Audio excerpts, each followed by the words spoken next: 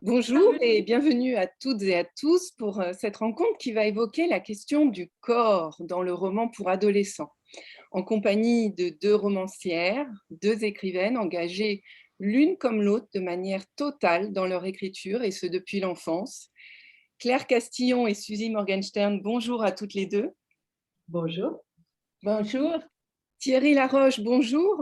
Bonjour. Vous nous apporterez quant à vous votre regard d'éditeur sur notre sujet du jour en tant que directeur éditorial de Gallimard Jeunesse, maison dans laquelle sont publiés les deux titres dont il sera plus particulièrement question aujourd'hui, Les Longueurs de Claire Castillon, à paraître tout début janvier 2022, et Soutif de Suzy Morgenstern qui vient, lui, d'apparaître en librairie. Les visuels de couverture pour Les Longueurs sont de Marion Fayolle et pour Soutif de Catel Muller.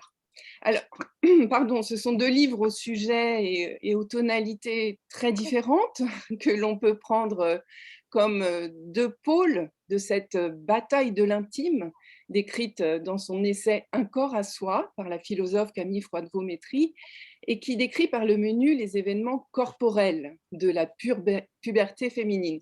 Alors que ces transformations spectaculaires du corps soient vécues sur un registre épique, comique ou tragique, selon la nature du lien à la sexualité en particulier, nous allons nous demander ce matin comment envisager une production romanesque destinée aux adolescentes et aux adolescents sur ces sujets, le rôle que peut jouer ou non cette littérature sur les ressentis, dans l'intimité des expériences vécues, mais aussi dans les liens familiaux ou amicaux qui entourent les jeunes. Claire Castillon, vous avez signé votre premier roman, Le Grenier, à l'âge de 25 ans et très régulièrement depuis lors, vous avez publié une vingtaine de romans et de recueils de nouvelles, parmi lesquels on peut citer La Reine Claude, Ma Grande ou Les Messieurs. À partir de 2013, vous avez également publié des romans dits juniors et plus récemment dans la collection Scripto, dirigée par Isabelle Soufflet, des textes plutôt destinés aux adolescents, dont le remarqué River, remarqué car il aborde avec un angle original et une narration si surprenante que puissante la question du harcèlement. Vous avez publié en septembre dernier dans La Blanche, donc chez Gallimard en littérature générale, un roman intitulé Son Empire, qui est le récit par une petite fille de l'emprise d'un homme sur sa mère. Dans Les Longueurs, donc apparaître très prochainement, je le disais, placée sous les auspices de L'Outre Noir de Soulages, votre narratrice est une jeune fille de 15 ans, Alice, qui raconte à la première personne l'emprise mentale et sexuelle dont elle fait l'objet depuis son enfance par un ami quadragénaire de sa mère, Georges dit Monjo. Alors, malgré l'apparente proximité du sujet et du choix de la voie narrative, ce sont deux romans très différents dans leur traitement littéraire. Et loin des idées reçues, ce deuxième roman, qui est donc pour la jeunesse, lui, ne me semble en rien édulcoré. Il me semble au contraire aller encore plus avant dans le récit d'une emprise dont la narratrice est cette fois elle-même la cible, rendant sans doute d'autant plus complexe et délicate à écrire la voie qui conduit le récit. C'est une question. Complexe, je pense que la complexité, c'était d'être d'accord avec ce que j'écrivais. C'est toujours ça, en fait, qui est complexe. C'est me dire, voilà, ce personnage, euh, ça va être vrai. C'est-à-dire que cet enfant qui se retrouve devant un prédateur, il va pas falloir que je raconte ce qu'elle ressent si c'est pas exactement juste. Et je pense que pour l'écrire, j'avais besoin d'être sûre que je pouvais, en gros, être habitée par cette petite fille et raconter vraiment ce qui peut se passer devant un homme qui vous fait des choses sexuelles quand vous êtes petit, en fait. Et vraiment retrouver finalement le regard qu'on peut avoir quand on est enfant et qu'on est face à ce truc à la fois immonde, bizarre, attirant. Cet homme est extrêmement gentil avec elle, c'est le meilleur ami de sa mère, il est adorable. Et donc elle va être partagée entre est-ce qu'il faut que je le fasse parce que ça se fait? Est-ce que ça fait partie de mon chemin en fait éducatif? Est-ce que ça fait vraiment partie de ce que j'ai à faire? où c'est quand même très bizarre et je le sais profondément. Je me doute qu'a priori, il y a quelque chose de dégoûtant qui va pas. Et en fait, à partir du moment où j'arrivais à raconter finalement, la disparition de ce petit être en fait, hein, qui finalement se laisse disparaître pour l'homme, voilà, je savais que ce serait juste en fait, que ce serait pas à côté, que j'allais pas raconter des scènes érotiques si vous voulez.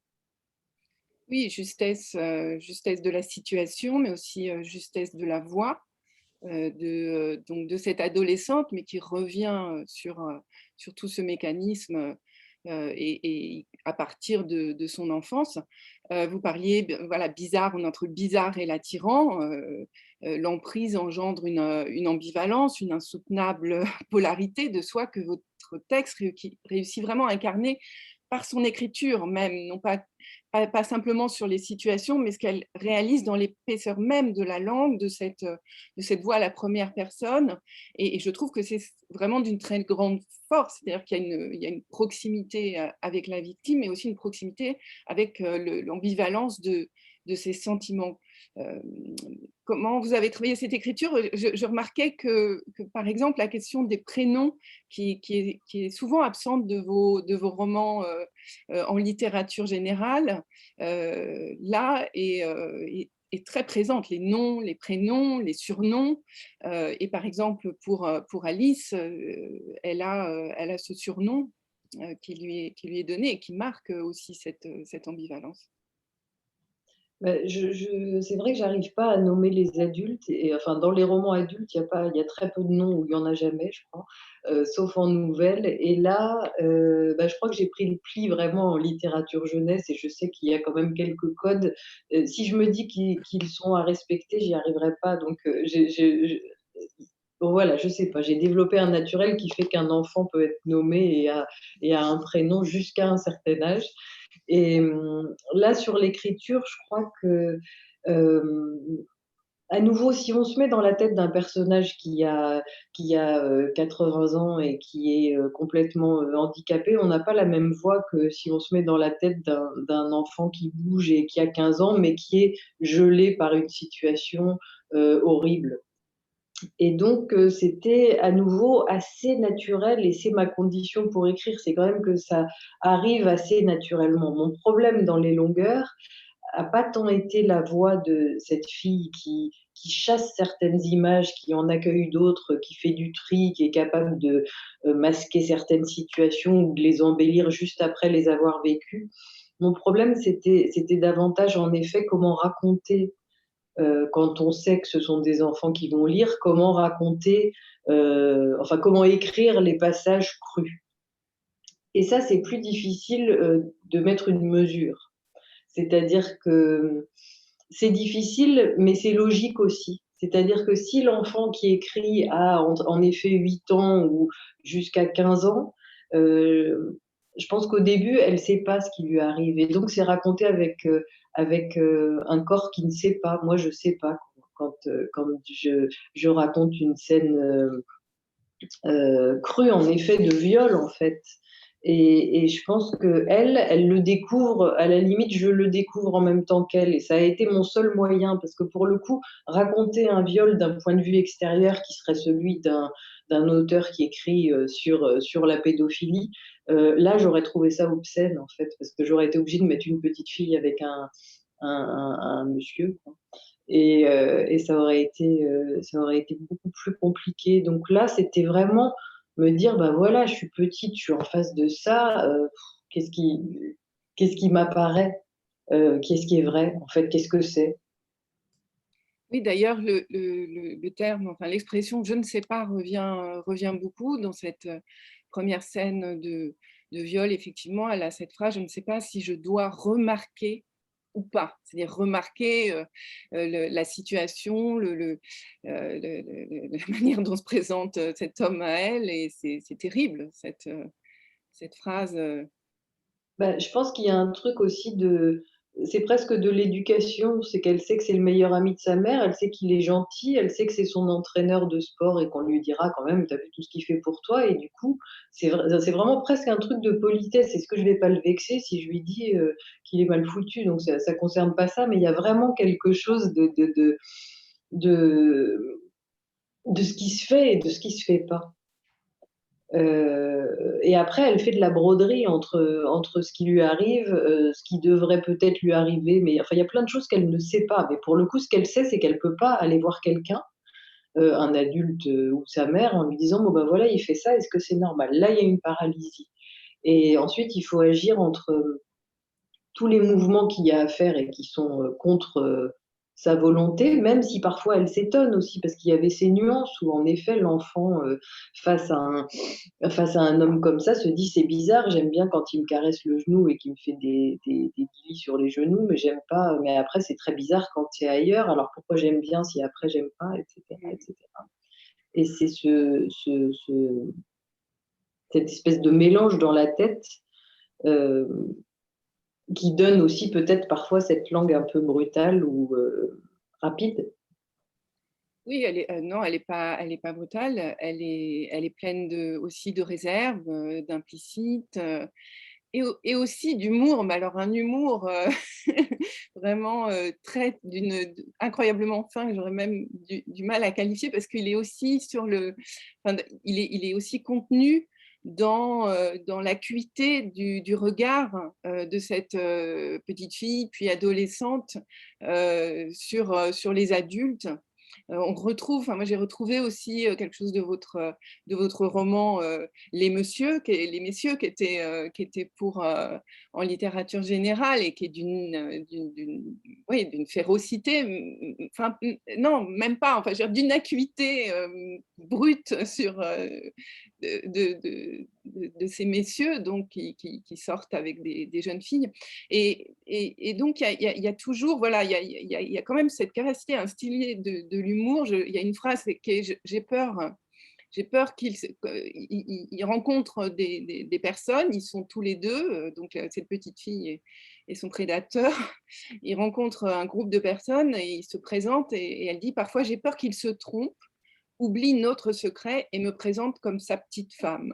Et je trouve qu'il y a, voilà, c'est ça, c'est-à-dire qu'il y a cet humour dans les termes et en même temps qui est terrible dans ce que ça raconte. Oui, bah, ça accompagne. Alors je pense que les messieurs, c'était drôle, enfin parce que les filles étaient plus grandes, donc on pouvait plus, s'octroyer le droit de rire, en voyant les portraits des hommes, quoi.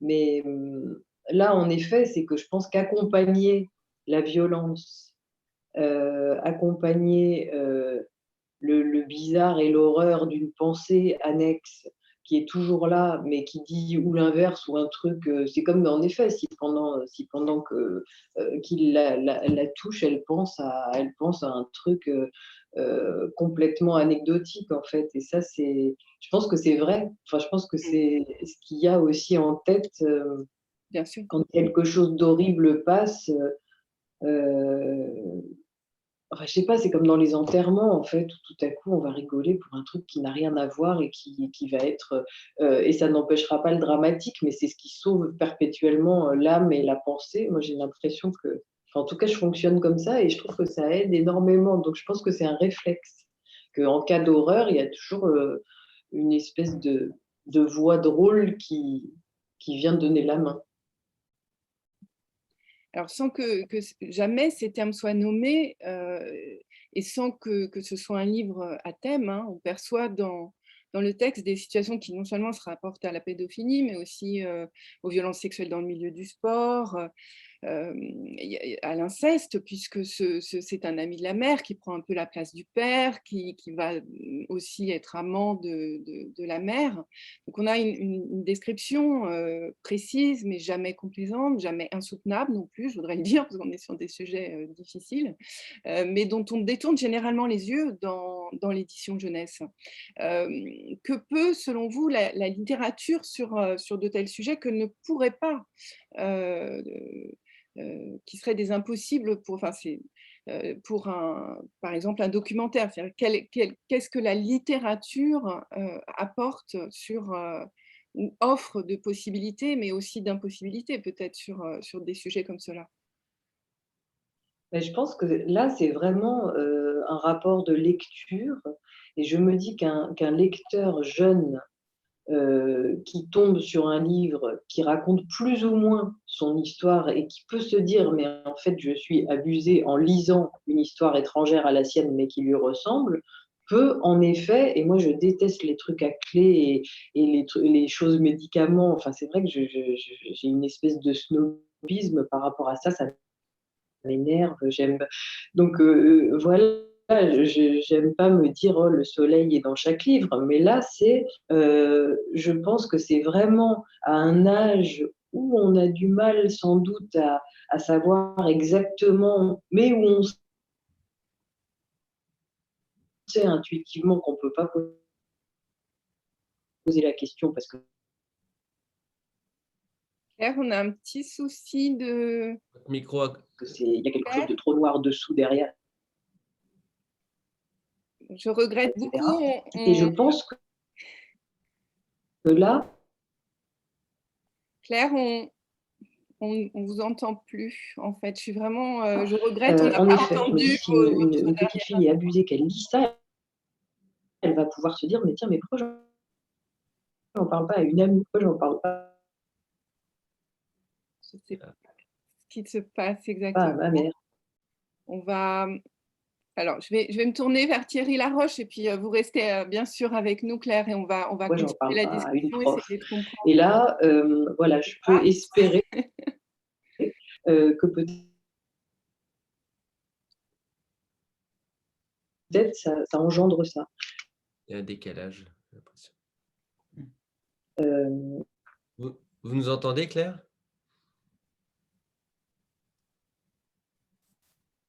Ah, Claire est partie carrément. Elle va se reconnecter. Thierry, donc vous êtes, éditeur, enfin directeur éditorial, de Gallimard Jeunesse et vous avez bien entendu, suivi la publication de ce texte.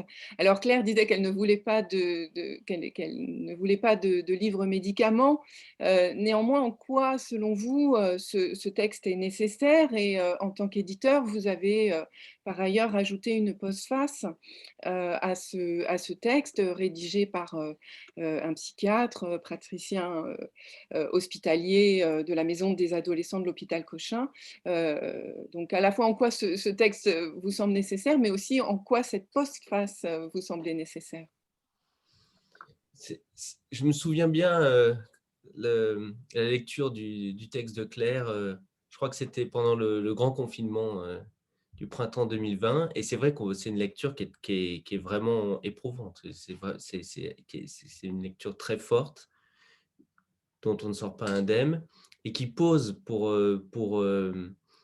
l'éditeur que je suis une question sur la responsabilité éditoriale. Au-delà de l'admiration que j'ai tout de suite éprouvée pour la qualité littéraire du texte, admiration totale d'ailleurs, ça posait quand même la question dans quelles mains mettre ce texte, parce que c'est un texte qui fait le pari de la grande intelligence du lecteur, puisque, vous l'avez compris, c'est à la première personne, on est dans les souliers de cette petite fille qui est amoureuse de son bourreau. Et donc, ça veut dire que pour un jeune lecteur, il faut absolument savoir faire la part des choses. La question se pose forcément de la destination et de la place en librairie.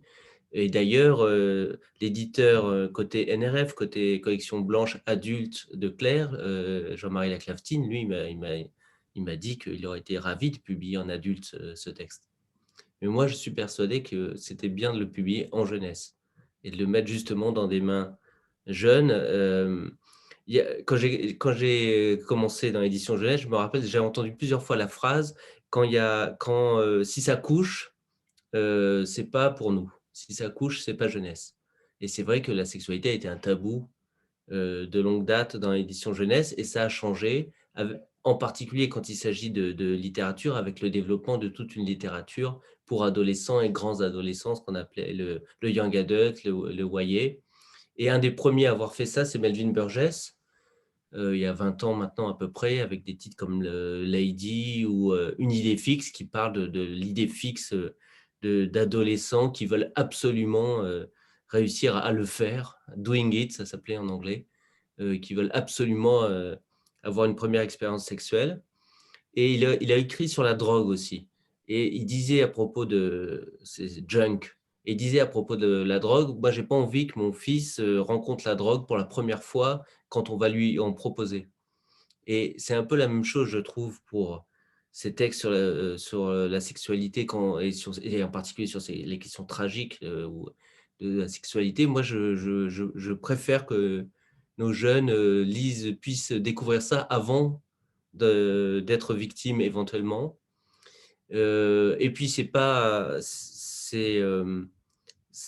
bon, voilà, la société a évolué, la parole dont on parle beaucoup, libérée, peut-être pas totalement, en tout cas, on parle plus de ces sujets-là. Il y a encore eu une étude il y a quelques jours sur le pourcentage d'étudiants à Lille ayant eu une agression sexuelle entre l'âge de 15 ans et aujourd'hui, et les chiffres sont absolument effrayants. Donc, c'est aussi notre responsabilité que de parler de ces sujets, puisqu'on ne peut pas publier hors le monde et que les livres doivent refléter d'une façon ou d'une autre notre société. Et puis nous, en tant qu'éditeur, on ne fait pas non plus de commandes, c'est très important pour moi de le dire, on est dans une politique de l'offre, et donc ce sont aussi les auteurs qui décident d'écrire et de leur sujet. Nous, on décide de les passer ou pas. Et ce qui me marque quand même, c'est que malgré tout ça, malgré une sorte d'évidence, parce que quand on a des adolescents autour de soi, on voit bien qu'ils sont tous confrontés à ces questions sexuelles, du corps et qui changent, évidemment. On va y venir après avec le livre de Suzy. Et si ce n'est pas eux personnellement, c'est un ami ou c'est quelqu'un de la famille ou c'est un passé familial. De toute façon, tout le monde est confronté à ça et et ce sont des sujets qui sont abordés dans les séries, au cinéma. Et j'ai été très frappé par le fait que souvent les passeurs du livre, les prescripteurs, les libraires, les bibliothécaires, les parents, je pense en premier lieu, sont assez fébriles par rapport, frileux, disons, par rapport à ces questions. Et souvent, on rencontre encore des résistances quand même. Et que je peux comprendre parce que le livre, quand on prend par exemple dans la lecture partagée de l'album, on a toujours envie avec ses enfants ou avec les enfants qui sont autour de nous, on a toujours envie de prendre des livres gais. On n'a pas envie tellement de charger les épaules des enfants encore et encore. Et c'est ce que me dit souvent François Place. Moi, je trouve qu'on met beaucoup sur les épaules des enfants. On est dans la littérature, on propose quelque chose. Donc, il ne s'agit pas d'obliger qui que ce soit à lire quoi que ce soit, mais c'est très important qu'on puisse proposer ça. Je pense que ces livres-là ne vont pas changer la société, ils ne vont pas changer des problèmes qui sont millénaires, qui sont très ancrés. Collectivement, c'est pas je ne crois pas à ça. Mais je pense qu'individuellement, ça peut énormément, ça peut beaucoup. Et je trouve que on est dans des questions du trouble, que ce soit un trouble léger qui provoque le rire, comme chez Suzy avec Soutif, ou un trouble tragique. On peut parler aussi du livre de Nastasia Rugani qu'on a publié il y a quelques mois, qui s'appelle Je serai vivante et qui parle c'est une jeune fille qui raconte le viol qu'elle a subi. On est on est dans le trouble, on est dans cette zone grise, on est dans les questions de consentement, d'amour, avec toute la perversité que ça peut inclure dans le cas des longueurs de Claire. Et il n'y a pas mieux pour moi, il n'y a aucun médium supérieur à la littérature pour rendre le trouble, pour parler du trouble. Je trouve que la force de la langue, par la poésie, par l'image, la psychologie, mieux que tout le reste, peut exprimer ça.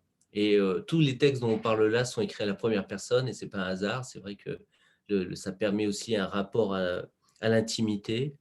Et je trouve que la recomposition d'une réalité très complexe, souvent ce sont des questions complexes, par la langue, la capacité de la littérature à rendre en quelque chose les choses plus vraies que vraies, à les donner à vivre, à ressentir, cette alchimie entre les mots, le corps, l'expérience de lecture, je trouve que c'est d'une puissance absolument inégalée, d'une vérité, d'une intensité, presque, c'est une expérience presque existentielle, je trouve. Et quand on parle à des adolescents et des grands adolescents, parce qu'on sait aussi que ces livres sont lus bien au-delà de l'adolescence, je trouve que c'est très souvent une expérience salutaire pour le lecteur ou la lectrice. Merci beaucoup Thierry Laroche de cette intervention très, très importante, et je pense que les professionnels qui nous écoutent seront heureux d'entendre de tels propos de la part d'un éditeur, parce qu'il est vrai, vous le soulignez, qu'on rencontre encore beaucoup de résistance sur ces textes-là, qui sont aussi le reflet du décalage entre la vision que les parents, que la société éducative peut avoir de la sexualité adolescente et de son évolution, de la réalité à la fois de ces pratiques, mais aussi les besoins énormes des jeunes en la matière. Merci Et beaucoup. j'ajoute juste une chose, parce que je n'ai pas répondu sur la postface. Pour moi, c'était très important quand même, parce qu'on parle de choses, encore une fois, complexes, Claire a bien expliqué comment elle s'est mise dans la peau de cette jeune fille. C'était important qu'elle regarde un professionnel aussi pour, en quelque sorte, valider la possibilité psychologique de ce qu'avait écrit Claire, tout simplement parce que si ce livre tombe dans les mains de quelqu'un qui est victime, c'est important de savoir qu'il y a des gens derrière qui peuvent aider. Mais en aucun cas, déjà si Claire, avait, par exemple, pour une raison ou pour une autre, n'avait pas voulu de cette postface, on ne l'aurait pas mise. Et il était hors de question de la mettre en préface. Parce que même si là, bon, on m'interroge là-dessus, c'est normal en tant qu'éditeur, je parle des bienfaits du livre, mais pour moi, c'est très important de dire que c'est avant tout une proposition littéraire et que c'est avant tout ça c'est avant tout la qualité artistique de Claire qu'on veut défendre. Et puis bon, alors tout est très, je vais aider Sophie si tu veux à la transition, parce que tout est très un peu lourd forcément sur ces sujets, mais ce qui est bien aussi avec le corps, c'est que ça peut être rigolo. Et même ça, en quelque sorte, c'est aussi, je trouve, une sorte de prise de position, parce que le rire avec les nichons, comme vous les appelez, Suzy, et ben, c'est pas si facile, et ça peut être jugé vulgaire, ou ça peut être jugé trivial, et je trouve que évidemment c'est fait pour rire avant tout, et on rigole beaucoup, mais ça dit beaucoup de choses quand même du corps et du rapport au corps. Absolument, merci Thierry pour cette transition. Je précise juste, parce qu'on a parlé de sujets extrêmement forts à partir du livre de Claire Castillon, Les longueurs. Je voulais préciser que le texte contient aussi en lui-même le chemin de sortie, et il est très, très fin, très subtil dans la manière dont il est construit. Voilà, c'est aussi un livre qui contient en lui-même cette ouverture. Suzy Morgenstern, je suis certaine qu'absolument tous ceux qui nous écoutent, qui sont des professionnels aujourd'hui, ont lu au moins 3 fois chacun tous vos best-sellers, qu'il s'agisse de La Sixième, Joker, ou encore Lettres d'amour de 0 à 10. Donc j'irai au cœur du sujet directement, en rappelant que dès 1979, votre troisième livre sur les plus de 60, je crois que vous avez écrit aujourd'hui, s'intitulait La grosse patate, et parlait déjà du corps avec un entremêlement splendide de l'allégresse et du désespoir, de la fantaisie et de la sincérité. Soutif parle d'emblée du corps, dès l'incipit, dès les toutes premières phrases, des seins qui poussent à la puberté sans qu'on leur ait rien demandé et qui deviennent très vite encombrants, Pauline, 13 ans, raconte donc à la première personne ses fulgurantes transformations, s'empêtre dans ce corps incontrôlable, s'empêtre dans des situations comme le vol d'une grosse poignée de soutien-gorge au supermarché qui va pourtant la mettre sur la voie de la joie de vivre et de l'affirmation de sa confiance en soi. Alors, Thierry le disait, on pourrait parler de légèreté, mais faire rire, et en particulier à partir de ces sujets, demande quand même un peu d'habileté, non? Oui. Tout d'abord, Sophie, j'aurais aimé vous signaler que c'est exactement le livre de l'affiche du Salon du Livre. On n'a pas fait exprès, mais voilà. Et je voudrais aussi dire combien j'admire Claire Castillon et combien j'admirais son livre. C'est frustrant parce que j'ai à peu près 3500 questions pour Claire et aussi pour Natasia Rougani qui devait être avec nous. Et je me trouve extrêmement complexée parce que je me trouve tellement ladida bisounours par rapport à la profondeur d'une Claire ou d'une Natasia que je suis presque jalouse. Alors, maintenant, j'ai oublié la question. Faire rire sur ces sujets, c'est pas du tout de la facilité, c'est pas du tout du bisounours. Non, espérons. Je ne peux pas faire autrement, comme je pense que Claire ne peut pas faire autrement. Et alors, Suzy, vous Mais aviez... Claire a écrit des livres très drôles aussi. Alors, Suzy, vous avez quand même, vous dites que vous êtes jalouse, mais vous aviez quand même participé à cette collection, alors qui a été mise à l'honneur par la Pépite d'Or de cette année, hein, et on est en plein dans notre sujet, avec Queen Kong d'Hélène Vignal qui a été récompensée, mais vous avez aussi contribué à cette collection, donc L'Ardeur chez Thierry Magnier, qui entend se placer, je cite, résolument du côté du plaisir et de l'exploration libre et multiple que nous offrent nos corps. Qu'est-ce qui vous avait motivé à participer dans cette collection? Ou alors, peut-être vous avez pris le parti de la sensualité plus que de la sexualité dans ce texte qui s'appelle « Touche-moi ». C'est aussi assez bisounours. Je suis la moins sexy de toute la collection, je crois. Et c'est par le biais de l'humour aussi. Je ne peux pas faire autrement. Qu'est-ce qui m'a fait participer? J'étais ravie quand Thierry Magnier m'a invité à participer à cette collection. J'en aurais rêvé et puis je l'ai écrit dans la joie. Mais j'ai quand même demandé à mon petit-fils de 10 ans de ne pas le lire. Et il m'a dit, mais j'ai commencé, que c'est rien de grave, elle masturbe, c'est tout, c'est pas grave. Je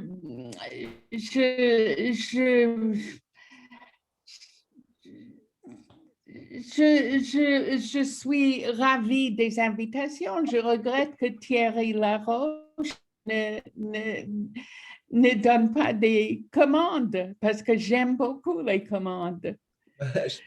Donc, je suis en train... Alors, on pourrait quand On même va demander trouver quelque chose alors, on va trouver quelque chose, Suzy. Moi j'ai une idée, on pourrait demander à Thierry Laroche de rééditer un texte, je crois, qui avait été publié en 87 dans la collection Folio Junior, donc à mon avis pas totalement cohérente, mais j'imagine qu'à l'époque il y avait de toute façon pas vraiment le choix. C'est Premier amour, dernier amour, dans lequel, Suzy, vous racontez votre rencontre. Alors, premier amour, dernier amour, parce que c'est le grand amour, hein, et avec Jacques, que vous racontez aussi. On retrouve, alors on la retrouve plusieurs fois, cette scène du resto U. Moi, je trouve que votre force dans ce registre-là, c'est votre capacité à décrire le ressenti du corps amoureux au féminin. Il y a vraiment, que ce soit dans Touche-moi, dans Premier amour, Dernier amour, et bien sûr dans Mes 18 exils, un texte en littérature générale et à l'iconoclaste, c'est ça votre force et votre patte d'auteur. Je suis la spécialiste de faire l'amour avec son oreiller, ses rêves de nuit plutôt qu'en chair et en os. Je me demande pourquoi. Peut-être il faudrait que je voie à la fin, avant de mourir, un psychanalyste. Et Suzy, on parlait tout à l'heure de Melvin Burgess. Il y a quelqu'un d'important aussi pour vous, une américaine, c'est Judy Blume, qui vraiment dès les années 70 aux États-Unis a abordé ces questions de la puberté, du rapport au corps presque dans sa trivialité, de la sexualité. Et grâce à vous, elle a été traduite en France à partir des années 80. C'est plutôt étonnant que ces écrivains anglo-saxons, de manière large, aient quelque part montré la voie, non?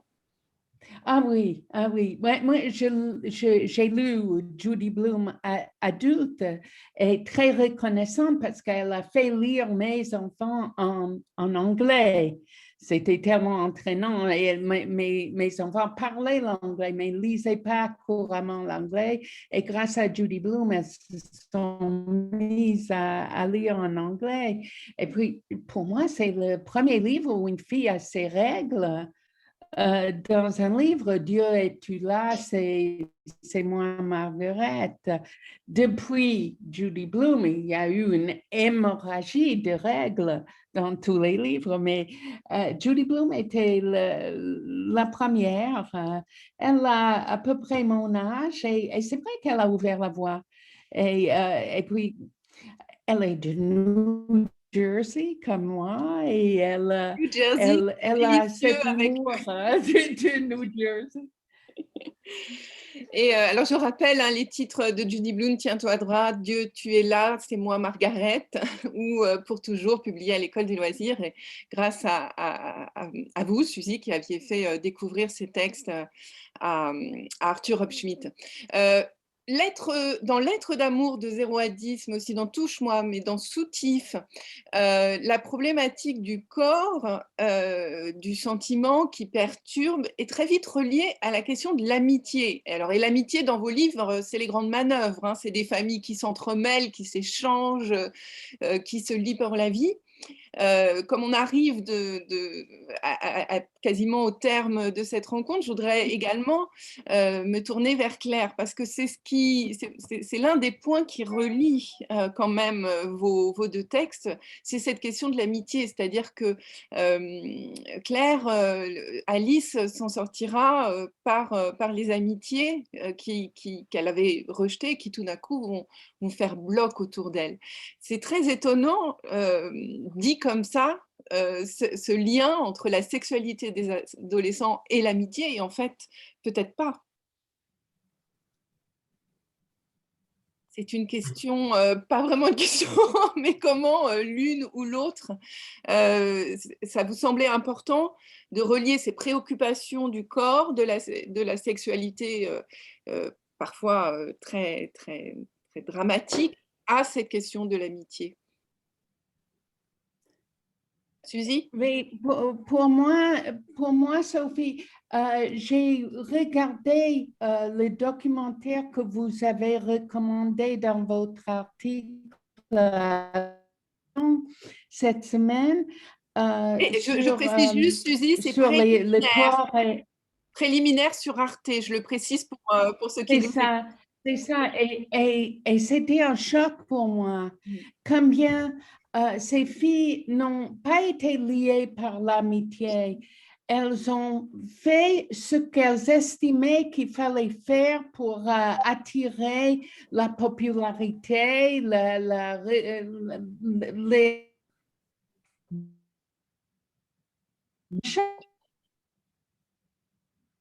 Nous, les femmes, faire plaisir, mais pas recueillir le plaisir.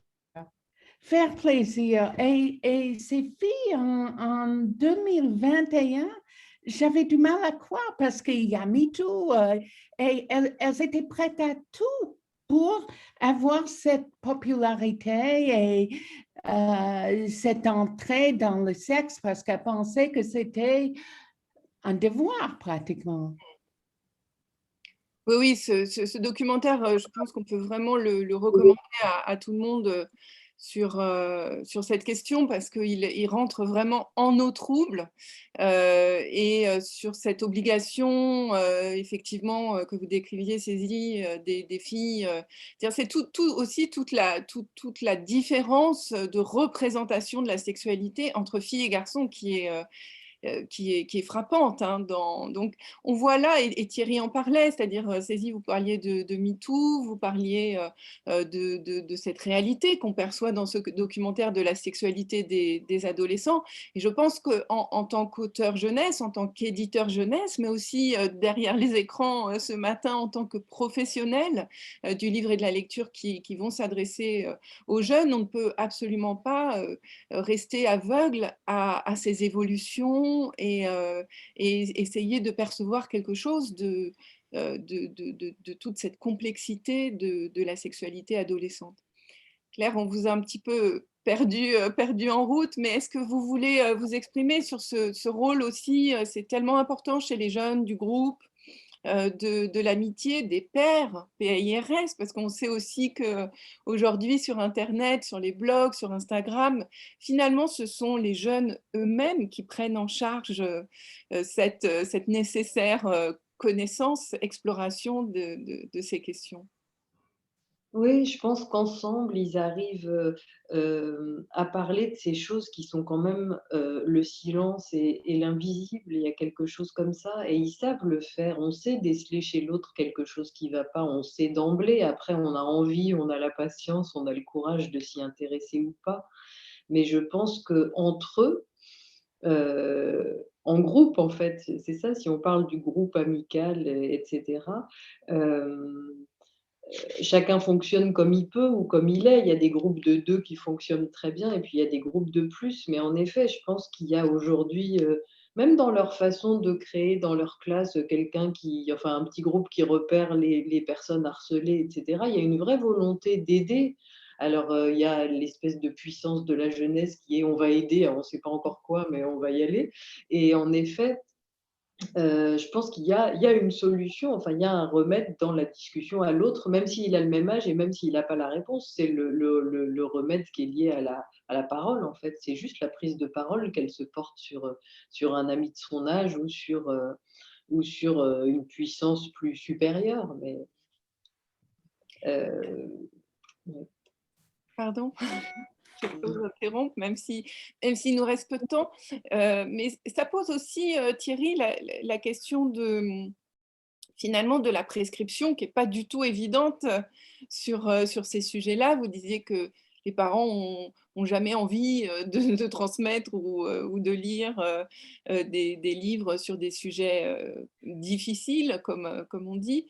Alors, je suis vraiment désolée de vous interrompre et merci pour ces passionnants échanges. C'est pour vous dire qu'il vous reste une petite, enfin une ou 2 minutes. Donc Oui, c'est le c'était temps pas de mal, on conclure. avait, on avait vu qu'il en Merci restait. énormément à vous. Merci. Non, heureusement, bon, on a absolument besoin effectivement des passeurs de livres. Heureusement, le choix du livre, là, que ce soit pour Suzy ou pour Claire, ce sont des livres que les enfants et les adolescents vont choisir eux-mêmes, je crois, en grande part. Donc, tout va bien. Il faut que je vous dise qu'au Festival de livres de Colmar la semaine dernière, c'est les grands-mères qui ont acheté plein de livres pour leurs petites filles, je suppose pour s'échapper à en parler elles-mêmes. Bon, les grands-mères.